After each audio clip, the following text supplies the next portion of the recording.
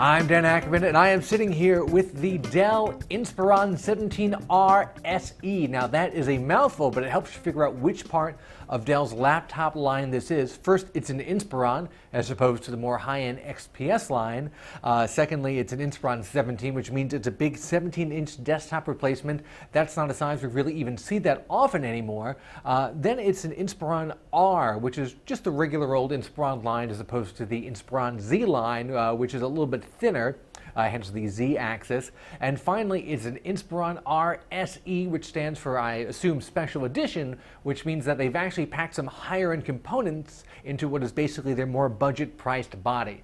And the first reaction I've gotten from anyone who has seen this laptop from the moment we took it out of the box is, wow, that thing is big and thick.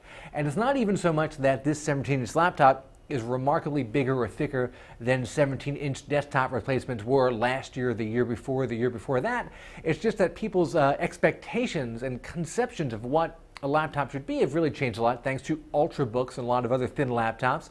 In fact, a lot of those Ultrabook style laptops are getting to be bigger, 15 inches, 16 inches. We've even seen some fairly slim under 1 inch, 17-inch laptops.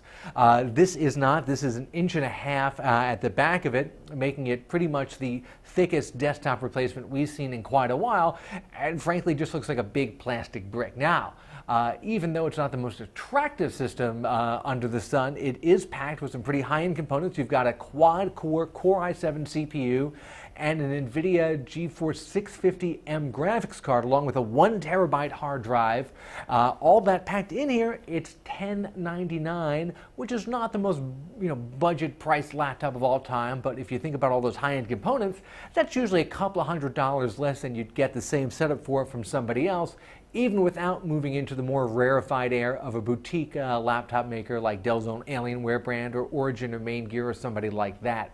So what you get is a very powerful laptop in a little bit of a budget body. So if you're willing to go for the components rather than the look and feel, there's actually a good deal and pretty good at mainstream to high-end gaming. It's got a 1080p screen, so it's great for HD video as well. If you spend another $200, you can trade up to actually a 3D screen, and you'll get a Blu-ray drive along with that. I'm Dan Ackerman, and that is the Dell Inspiron 17R SE.